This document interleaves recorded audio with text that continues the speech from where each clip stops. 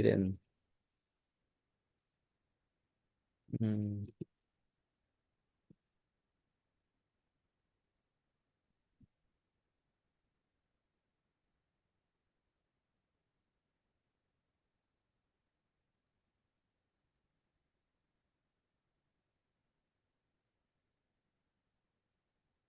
Too small. Yeah. Hi, Miss Teresa, how you been? I'm fine, thank you. Yeah. It's cold over there? Very cold. Very cold. What's the temperature? What is the temperature, honey? It's like 20. About 20. 20? We here? 40, 30? Oh, I don't even know. It's probably lower than that. We warmer than San Luis, right? 47. Oh, 47. That's But good. it's getting ready to drop down. You drop down, huh? Okay, so let's move on. And our discussion today. Yeah, Mr. Kisson. Okay, the Bodhisattva, the concept of the Bodhisattva, enlightenment, is at the heart of how the Mahayana defines itself. The word is not uncommon in early Buddhism, where it indicates someone with a relationship to the enlightenment of a Buddha, either as unique, either as one destined for enlightenment or one seeking enlightenment. In early Pali literature, the only bodhisattvas are the ones who became Buddhas, namely Shakyamuni in our time. For example, Yeah, you can stop there. Okay. You can stop there. So I guess they were using the word so the Mahayana path is a little bit later development in Buddhism. Although if you look back in the earlier context of the Pali discourses, they have been using the word bodhisattva mostly before these beings became Buddhists. Yes. Yeah, sorry. Let me. Enlightenment is an awakened being. The bodhisattvas are. Yeah. Can you wait? So like the highest form of being enlightened, right? Yes, that's the highest. I mean, as far as like attainment, if you look back, unless you read some sort of path, enlightenment is like the final extinguishment. You figured out how to escape coming back. Now in this tradition, the goal isn't to enlighten, it is to take this bodhisattva path to reincarnate and vow to help all other beings until they reach enlightenment. Oh, wait, is there like a concept of like heaven or like utopia? There are definitely heaven realms. But like the Buddhist heaven realms is going to be significantly different than what a Christian heaven is. The heaven realms are still subject to samsara. Like you can still go up and down. There's still birth and death. Like this final enlightenment, no birth, no death, no coming back as something else. Like all the actions, all your karmas. So like what happens to you? I mean, he just like exists. Well, enlightenment, of course, is a really long, difficult, intrinsic discussion. But well, the thing in Buddhism is like at the core of the teaching, there isn't really a you to begin with. Yeah. Oh, There really is this self thing to start with, so to kind of imagine like an ending point is, you kind of have to think of it as a bunch of, like, a net of circumstances. It's not a you, it's like this net of circumstances that, like, once you enlighten in the historical context, it's kind of collapsed all the energies that would propel you into another cycle. oh, that makes So sense. basically, as much as we still have some sort of attachment, Yeah, we still revolve in what they call samsara or cycle of rebirth. yeah, We go up, we go down. It's like the wave. Sometimes we go up if we do good karma. Sometimes we go down if we do bad karma. Just up and down in this, yeah, and the cycle, never ending cycle. So if you want to end the cycle, just let go of all attachment. It's simple. Let's say Simple, definitely not easy. yeah, but still, at least this is the approachable. It's Yeah, hard. yeah. It's hard, but it starts with how you interact with other people, how you see yourself as important as the center of the universe, or you care for other more. Make sense?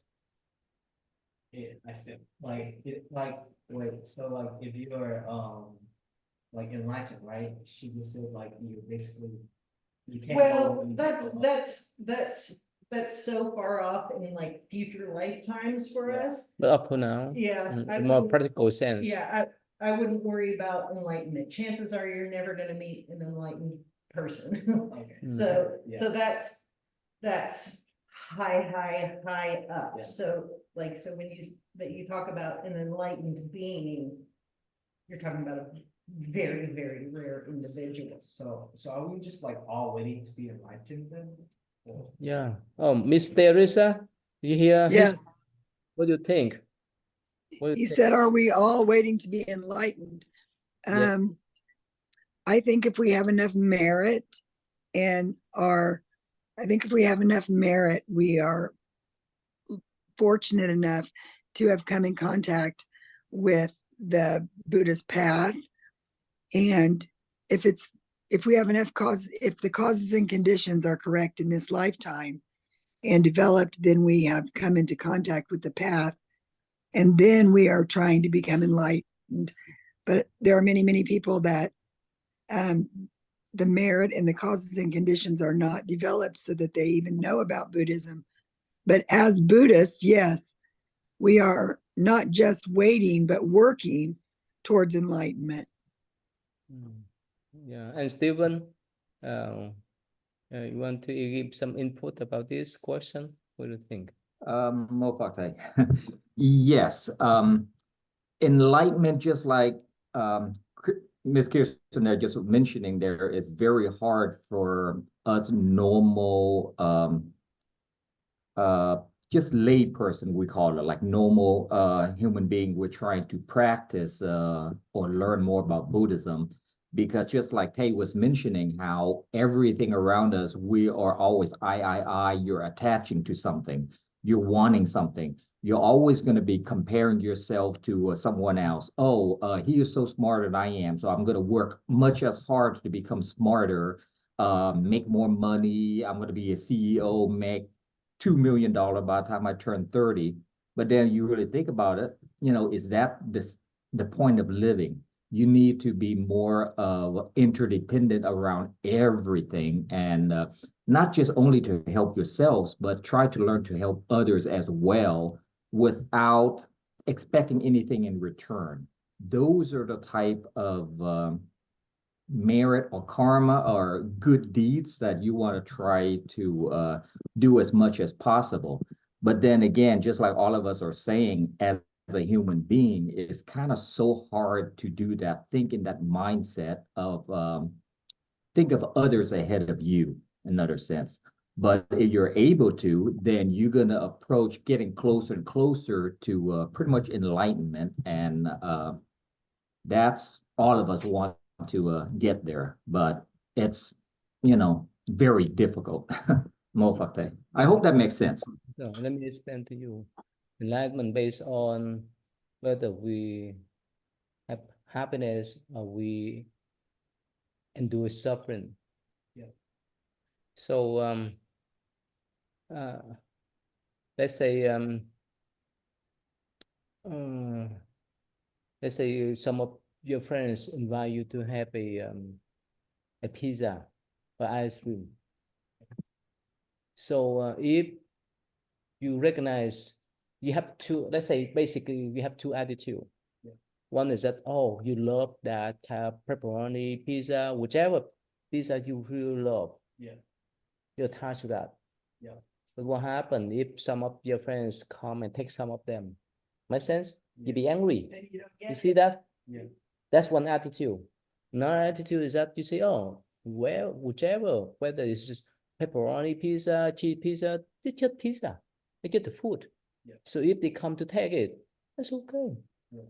So these two attitudes, Mhm. what we call an awakening or alignment. One is that the first one bring more suffering because you attach to that pizza. Yeah. You don't want to share. Make sense? Yeah. Now, second attitude is that pizza to pizza, get food. Yeah. You have more at peace. Does that make sense? That's what's meant by awakening or enlightenment in the sense of suffering or happiness. It makes sense now? Yeah. So if we work in that path, and in practical sense, it's much easier for us to remain peace within ourselves.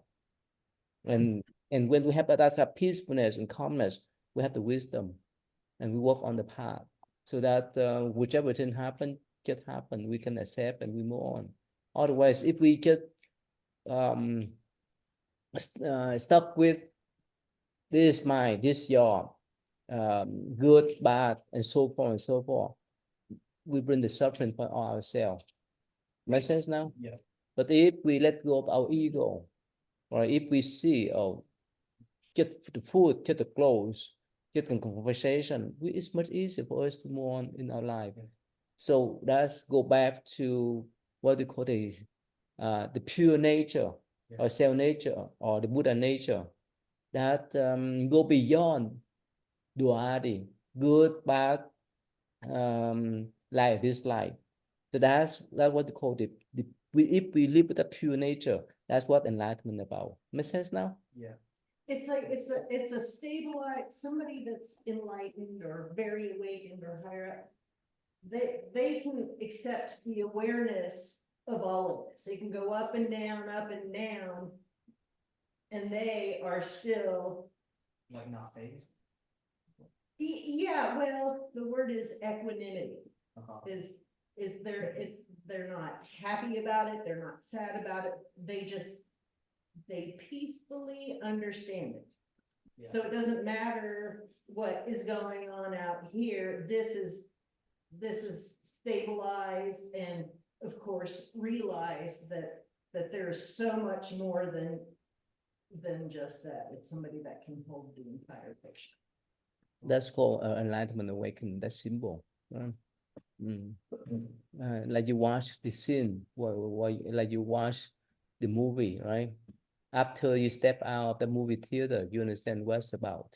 That's simple. But the actor, the actress in that movie, they cry, they happy, they fight with each other, and so on and so forth. They live in that type of up and down. But you, as this observer, you come back and remember, oh, that's the theme of the movie.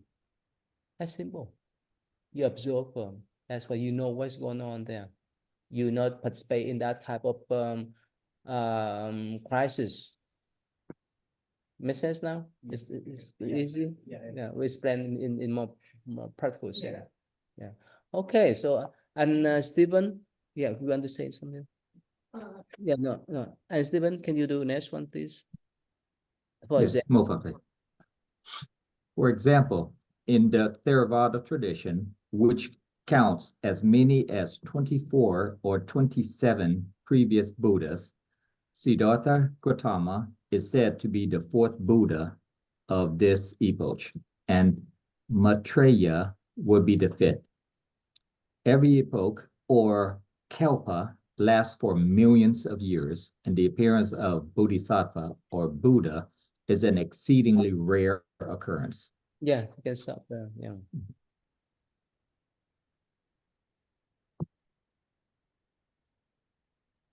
I'm guessing they were trying to explain how in Theravada way of Buddhism here, there are only so many number of Buddhas so far up to this point in time, and I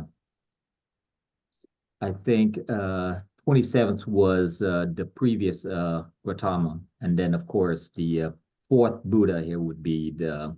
I'm not too familiar with it yet. I'm still learning at this moment, but and then of course, you know, it's compared to like our normal life year, which no more than what 100 years. They're talking about just millions of years, which is going, you know, well beyond, you know, normal people's comprehension. So, more fakta.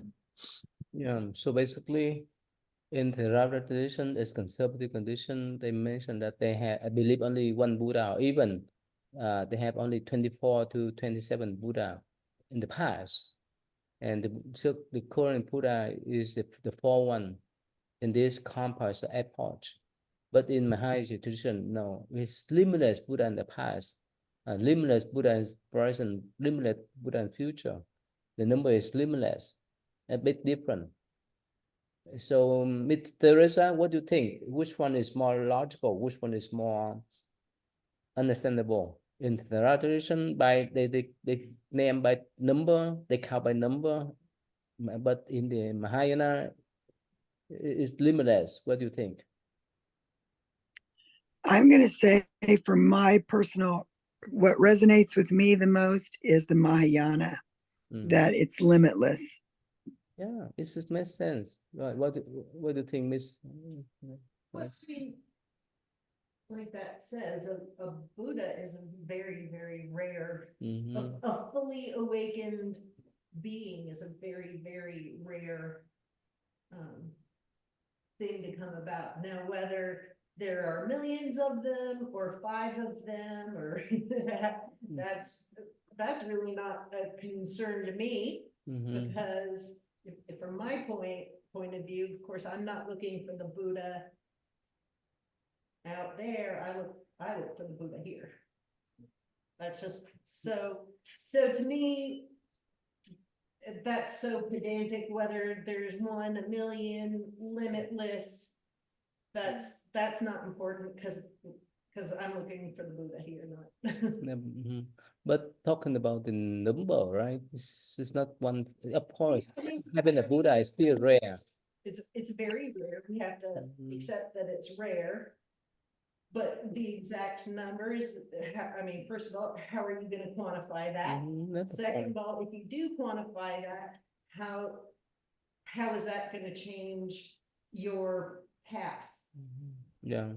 I don't know. That's why. That's a really important particular of Buddhism. Just yeah, that's why. That's why Mahayana tradition is take that stand. Yeah, because we cannot quantify, so this is limitless. Yeah. This is so. But if we get how, let's say in the tradition is from 24 to 27, but still, who knows? Well, and two, if you look back to when the like in the Pali canon, the Pali traditions, you're also talking about people that only had like very small, tiny existences. Like they were like they were just little tribes, right? You had, so you know, back when that was established, there was really no way for them, the Buddha, but most people, to understand how big the world or the universe is. So, I mean, yeah, all right, yes. Yeah, thank you. And That's why in Mahai Buddhist tradition, that's the countless. Yeah, please, Ms. Teresa, can you read next, please? Yes. All Buddhas have similar careers as bodhisattvas who make formal vows to attain Buddhahood under the Buddha of their epoch and receive prophecies from that Buddha as to when and where their goal will be accomplished. Over the course of many lifetimes, they then strive to perfect themselves until they succeed. The life of Buddha is taken as the model of the bodhisattva's career, and there are many birth tales of this exemplary behavior in former lifetimes.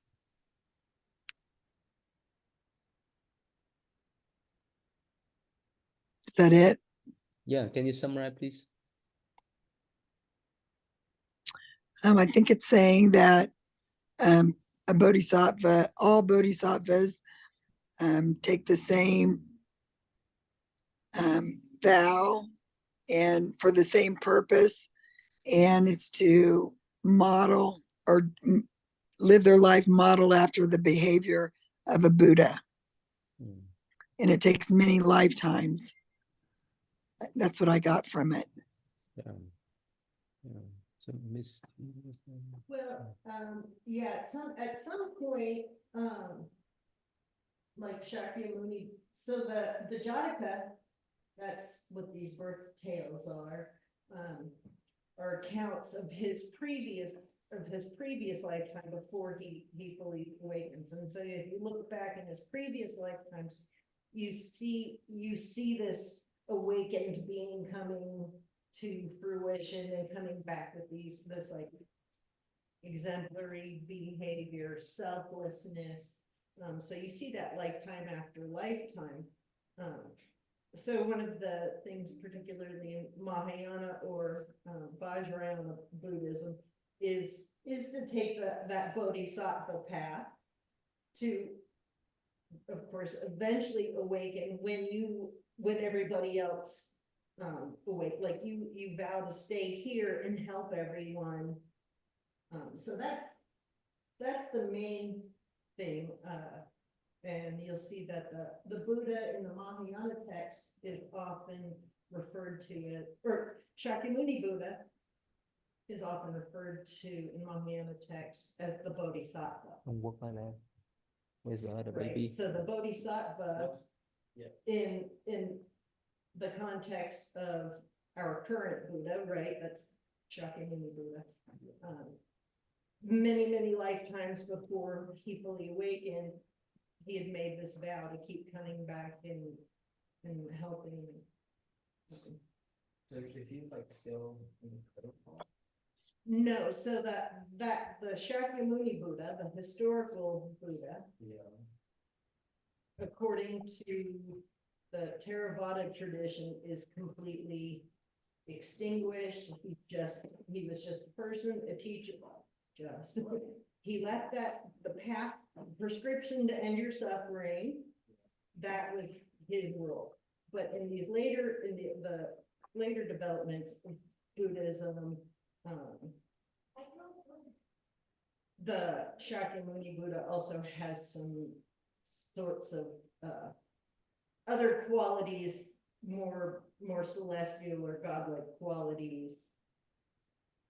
There's a lot of cultural interpretations that we're dealing with here. So it's, unless you really start to study it, there's a lot of cultural interpretations. So you have to really kind of understand the historical, the Orthodox Buddhism. He was a person, he left the teaching, he is out of the cycle of birth and death. Later practices of Buddhism, they have him where he has a little bit more ability to help you or bless you or. Oh, so like basically like different cultures or different like areas basically have different traditions. Right, there are three major traditions. So there's the historical tradition, which is like Sri Lanka. Hamburger, Hamburger, Cambodia, say it. Yeah. Okay, go. part of Asia. And then the, a little bit more Eastern version, the Mahayana, which, what this tradition is, which is like, Vietnam, China, Japan, Korea. Yeah. And then, of course, the Vajrayana is all in the North Nepal. Yeah. And Miss Teresa, what do you think? Let's say you really familiar with let's say you really like to do the teaching, for example, right? I can give one example. I don't know about your occupation, but you think next lifetime you be a teacher again, or what do you think? Gosh, that's a good question. Oh, gosh, I don't know. No. Mm. I stopped being a teacher because I wasn't enjoying it. So No, I yeah, I did. I did for 20 years and then I stopped because I wasn't enjoying it. Oh, really? And actually, yeah, and actually, when I stopped, I was going to be a Buddhist nun and I went to the monastery for a summer and I just felt like um, that wasn't the right fit for me either. So at that point, I wondered if I just didn't have enough merit, but the causes and conditions were not conducive for me to stay there. Mm. And I was very, very sad when I left. Mm. And I just thought that it was a big cultural difference because I went to a Vietnamese temple and I was very sad that it didn't work out for me. And I just wondered if I didn't have enough merit in this lifetime to fulfill that role. Mm. So I don't know. In another lifetime, I hope I get to be a monk or a nun. That's my hope. So how about being the teacher? You say you've been teacher for 20 years. Yes. And so you think next lifetime you can come back to that teaching career, or you may not, because you I don't. think I may. I may. Mhm. Yeah. How about you and Stephen? So you, let's say you work for the company, right? You have like an expertise. So you think after this lifetime done, and you may move on and you come back to do a similar job, not exactly the same, but the similar one, the similar job. What do you think? It's that's a very hard to answer right there because the thing is that unless you're really, really passionate about it, I Mm-hmm. don't believe it's going to be the case because I work the job, I always put 100%. And a lot of people always put, oh, I'm going to put 110%, 120%, 20%. No, you're not. The best you can do is 100% of your, your effort into whatever it is you're doing. But then again, you're going to have to heartedly, deep in your soul, you really, really have to be passionate about it. You're always thinking about it. And then that's what I believe you carry over in your subconscious. Unless that happens, I don't believe that I'm going to be doing whatever the same path that I'm doing. Mm-hmm. However, there's one thing that I do have to admit that I hope in my next lifetime is I will continue to become a vegetarian. Mofate. Because here, somehow, right now, even though I grew up being a meat eater, I obviously converted, and I have to say that I am glad I did. So, especially when I'm learning more and more from the classes that we're taking here, the more details level of Buddhism, which is helping, all of us in our daily lives how to navigate it. And hopefully, the end goal is to learn how to just let go of all attachment is what the end goal is. So, more fakta. Cool. So you are 18 or 19? 18. 18. Yeah. So still young, let's say while you go to school, you may find a job, right? You may work at hotel, you may work at this shopping center, Walmart, and so forth, right? Until you finish up your degree. Some of the students, after they finish the degree, 4 years, especially 4 years, and what happened if they don't, let's say in your case, if you don't, or you cannot find the job that's really fits with your degree, what should you do? I feel, me, I'll probably find like, wait, hold on, let me think. Mm-hmm. Mm-hmm. So me, right now I'm learning about investing in stocks right now. Mm-hmm. And Mm-hmm. Yeah, good. like if there's no job that fits my degree, then I'll probably get like a job that will sustain, like give me a stable income while also learning about how to invest. Yeah, that's Yeah, good. that's That's my- nice. Mm-hmm. So the reason why I ask, because some students, they don't even like to work for low pay job after graduation. And also because they don't have experience. They just entry level. It's pretty hard to find entry levels, but they defer to get into the job profession that will they will train. They have to read on, but it's not easy. So because of pick and choose, they stay out of the job. But if they just try their best to work in that type of low pay environment at first, eventually they may grow up, or they may work in different profession than the one that they got to read, until they get enough experience so that they can jump back to their profession. So that's why, especially for your guy, young one, you need to have the kind of flexibility. Otherwise, it's not easy to handle life. Yeah, at first, it's many things that you need to learn. You need to learn to be patient. You cannot guess things that you really want to at first. Yeah. All right, so let's go back. My reason why I asked you, Teresa and others, because again, most of the time we build up that type of habitual pattern during this lifetime, right? And we can anticipate the next 1, 2 year, 3 year, 4 year, 5 years, and so forth, who we are, and we can follow that pattern up to the end of our life, and that type of pattern can be carried on to the next life. So did the Oh, Buddha somehow we in the Chekata tale story of the birth, the purest birth life of the Buddha, in every lifetime he sacrificed his life for others. So how could he handle that? Probably he followed the pattern. That's simple. Like the ants that go around the tree, they Keep the pattern.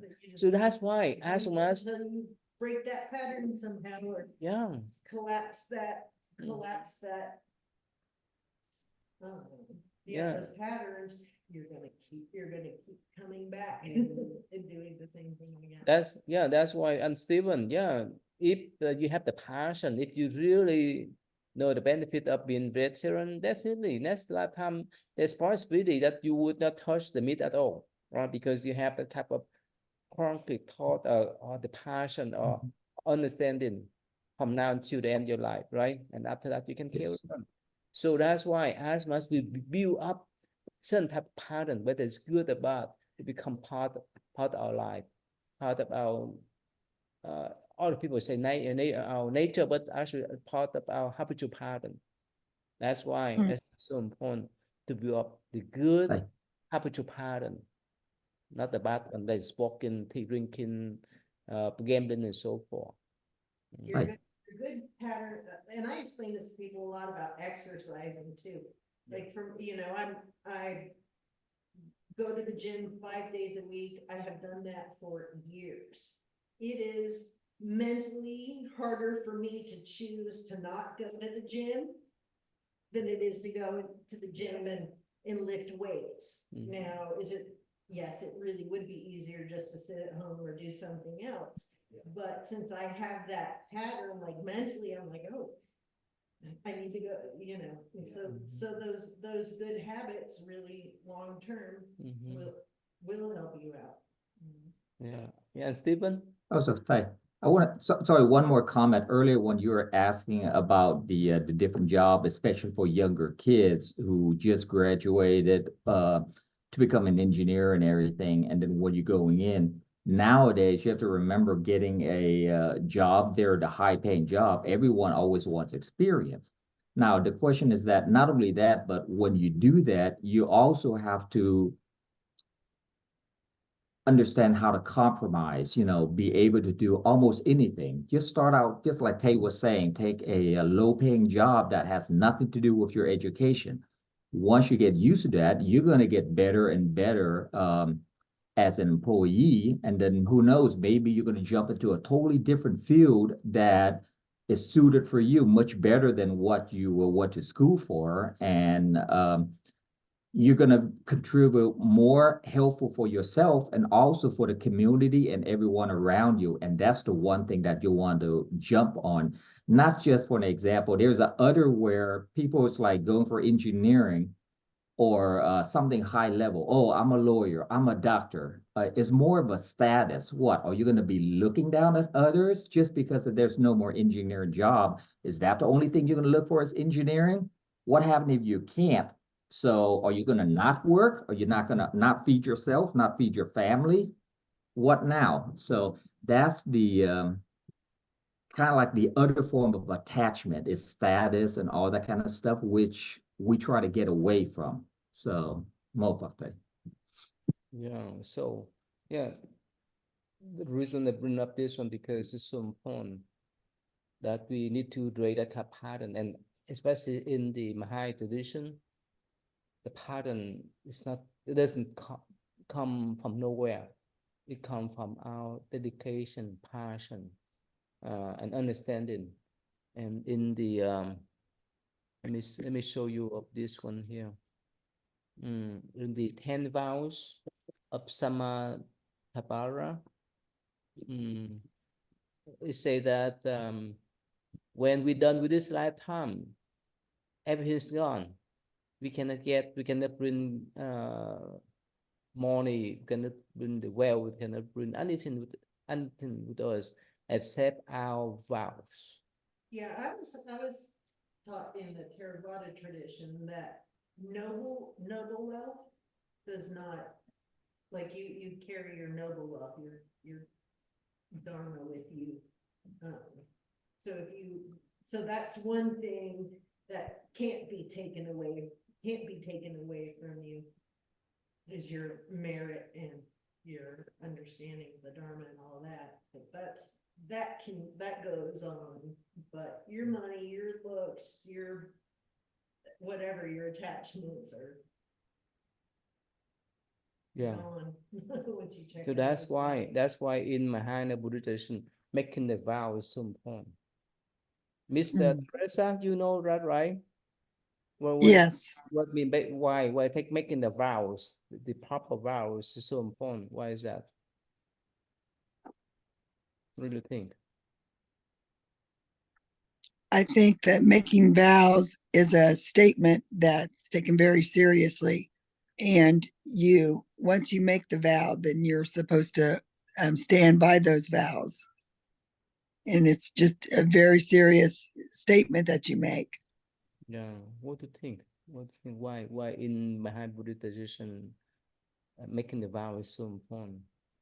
Well, like in this tradition, let's say you want to go to the Pure Land, that's not only a serious vow, but that's a very serious practice that you have to work at to fulfill that at your point of death, that you're going to be stable enough to project your mind to the Pure Land. And then of course, when you make vows to save all sentient beings from suffering, and you really take that to heart, you're going to look at the person that irritates you, the annoying neighbor, whoever. You're going to look at that and say, oh wait, it's my job. I've made this like commitment to not see the suffering of others, or not, whether it is to relieve it or whatnot, you're not gonna participate in creating more suffering for those people, right? You have vowed that, in this lifetime, of course, to not add to the suffering, and then, of course, later on. So you need this like bigger picture to, this longer vow to propel you through these lifetimes of But, up and down. wait, since like you're always reincarnating, right? And each life you're always thinking about, doesn't that mean like, let's say you live 100 lives, you could have 100 different vows? No, depend upon how you understand the vows. Yeah, the vow is like the dedication, your devotion on whichever path. Like and Stephen just mentioned, right? You hope that next lifetime you would be veteran, right? You can make the vow so that up to the end of your life, yes, you still carry on. And when you have that type of strong commitment, right, it will carry on. It makes sense. Yeah. Since you said carry on, right? Are you like gonna carry on any career? Some at all. Let's say only when you calm your mind down enough, you can remember. Let's say, can you remember everything you have done since the morning up to now? No. Can you remember everything that you have done yesterday? See that even this morning, even yesterday, you could not remember every detail, right? Not talking about a lifetime. So it depends. Only when let's say you go to your room and you calm your mind out, you may remember not much in detail from the morning up to now what you done. If you calm your mind out enough. But if let's say if you have conversation with your friends, if you go out to do shopping and so forth, you can remember here and there. That's mean when you calm your mind out enough, you have that kind of clarity and can remember those things that you have done, even from morning up to now. Not talking about yesterday, not talking about last year, 10 years from now, and so forth. Make sense? Yeah.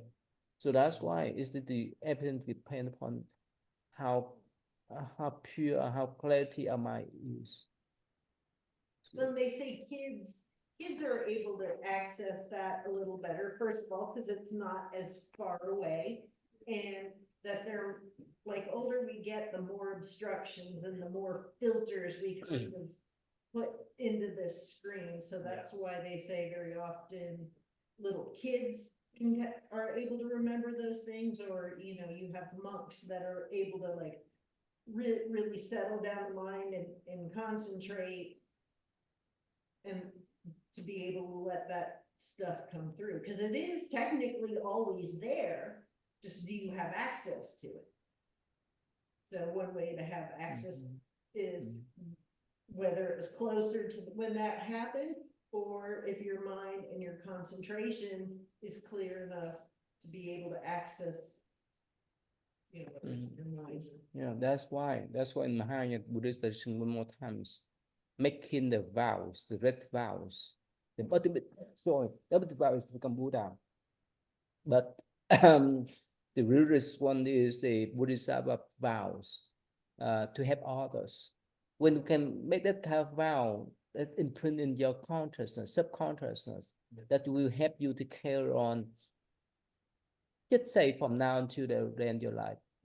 Let's say if you want to be successful businessman, of course, that is your vow, that is your passion, that's what your path. But of course, you start from do some kind of investment. Make sense? Yeah. So you will follow to that path. So like, okay, so let's say your past life, right? You were a Buddhist, right? And now you're like next life, you're a Christian, right? What happens then? You, as much as you have a strong passion, as much as you have a strong connection with Buddhism, you come back anytime. And vice versa. Some Christian, some Buddhists, they may not like the Buddhist way of life. They may convert into to Christianity, Muslim, Catholicism, because they have not have a strong foundation with Buddhism, and vice versa. Make sense? You can be a Christian and practice Buddhism. You can be other than it's a conflict with Islam, you could technically be Muslim and practice the Buddhist path, because really the Buddha, the Shakyamuni Buddha, taught one thing, the suffering and its end. So that's not in conflict with any other religion. Miss Teresa, how could you decide that you stay at the Buddhist temple to become Buddhist nun at first? You may have felt that someone calling you like out of Christian tradition, or you just like to test out. Can you repeat the question? My question is that, like you say, that you try out to stay in the Buddhist Vietnamese Buddhist temple with the wish that you want to become Buddhist nun, right? At first, right? Yes. So how Yes. could you have that type of mind at first? How could you have that type of mind? I always wanted that. And then the Sufu asked me if I wanted to become a nun. And I was surprised that she knew that. And she must have sensed that. And she asked me, and I said yes. So then I quit teaching and went to the temple. So I just always felt that I wanted to do that once I started studying Buddhism, because I was raised Christian and Catholic. And once I heard about Buddhism and started learning, then I became Buddhist and took my vows, and I just fell in love with Buddhism and knew that was my path. Does that answer your question? Yeah. So which temple do you stay? How long did you stay at that temple? It was Anlok Temple in Indianapolis, and I stayed there for that summer. The whole summer. You understand that, right? So if in her case, she have a strong root, strong Buddhist root. Even she was born or raised in the Christian tradition, but still she come back to the root. It happened to any people in any tradition, not only in Buddhist tradition. Makes sense? So that's why if you have sons, let's put this way: if you have some passion with investment, no matter what you do, eventually you come back to do investment to become businessman. It's simple. Because you have that type of passion. It makes sense now. It work in the religion and spiritual life, not much different. Yeah. So how about you? So when you explore to Buddhism when you were in Indonesia, right? Yeah. Well, so so as a child, I lived in Indonesia, Southeast Asia as a child. And so, of course, we were exposed to all religions. My parents were very much atheist. So my parents had zero religion, had zero predilection towards any religion. They were pretty much anti-religion. But yeah, I was exposed to it as a young child there in Southeast Asia. And then when we moved to the States, we lived in San Francisco. So of course going to the Japanese gardens, and my life was just very culturally mixed until I moved here to Kentucky. Anyways, so I was exposed to a lot of that, and then just the kind of person and the kind of kid I was always very much drawn to philosophy. And it's very hard to study any, like even Western philosophy, without seeing certain amounts of Eastern and Buddhist philosophy. So you kind of have to, and then like I've probably told this story when I got older, after I got divorced and was not happy in life. My Muslim boyfriend, I saw like what an exemplary life he led by praying 5 times a day, with his diet, with all that. And I was like, oh, wait a minute. I think I need a little more something than, because what I was doing was definitely not working. I was like, I need to, so that it just kind of started with Okay, he's gonna pray 5 times a day. I can meditate twice a day for 10 minutes. And then it started going up and I started studying more and more meditation. Then of course, you can't really study meditation without understanding Dharma. And then of course, then I had a full year to dedicate and study. I didn't have anything else to do, so I studied Buddhism. Wait, wait, I actually got a question. So do you think like, let's say you're like maybe Islam or a Christian or any other religion, like, do you think they can get enlightened? Or is it Well, let's put this way. If a student go to school to become engineer, can they become a doctor? no? No. It's just two different paths. Only when you are in that path, you can work up to the top toward that goal. If you go to different path, there's no way. Each path, though, has its own form of liberation, right? Mm, Christian liberation is after you die. In Islam, well, all the Abrahamic religions. Yeah. Liberation comes when you die. In Buddhism, they tell you liberation is possible in this lifetime. But in the Western tradition, they don't call liberation; they call salvation. They call it salvation. That's mean they right, because they pray take you for up. others. In Buddhism or in most of Asian tradition, we say liberation. Yeah, That means most time you work on yourself, Yeah. and you get the support from Buddha, Bodhisattva, whoever. But in the Western tradition, It's- different yeah, it's salvation. salvation. Someone you have to rely upon someone else to take you there. But in Asian tradition, especially Buddhism, you have to rely upon yourself. Yes. Mostly, and this is logical because you have to read your lifestyle, your families, your spouse, and so forth. Most of the time should be determined by you, no one else. Whether their parents, your sibling, your friends, no. You're the one that determine who you are. Is that right? You understand that? You can get some influence from your parents, some influence from your friends and so forth, but at the end of the day, you are the one that determine who you are. Yeah. That's that in the Buddhist path. Yeah, we can depend upon Buddha, Bodhisattva, or whoever, but at the end of the day, we are the one that determine what we're going to do, or what we do for our life, for our practice and so forth. but I think ultimately, if you boil down all of the major religions, the whole point is to end your suffering, right? To have happiness. Yeah, to end this like incessant sort of fear that life isn't going quite so well.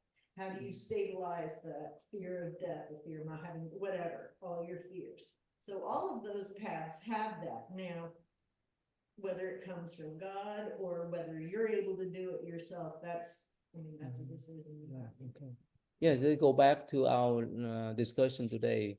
So, and Stephen, so if you think that you would love to be Puritan next lifetime, right? You made the vows now, right? So you can imprint in your subconscious, carry on from now to the rest of your life, next life too, right?